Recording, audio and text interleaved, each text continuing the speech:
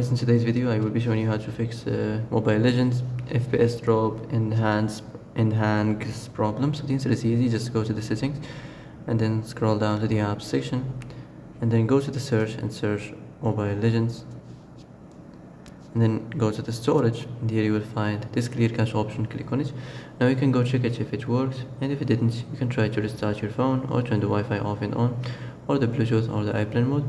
Also, you can try to clear data, but be careful. If you clear data, all this application's data will be deleted. This includes all files, the settings, the accounts, the databases, etc. So be careful if you want to clear your data.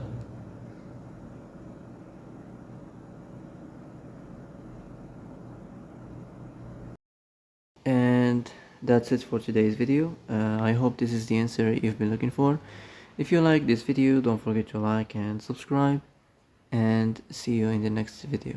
Thanks for watching.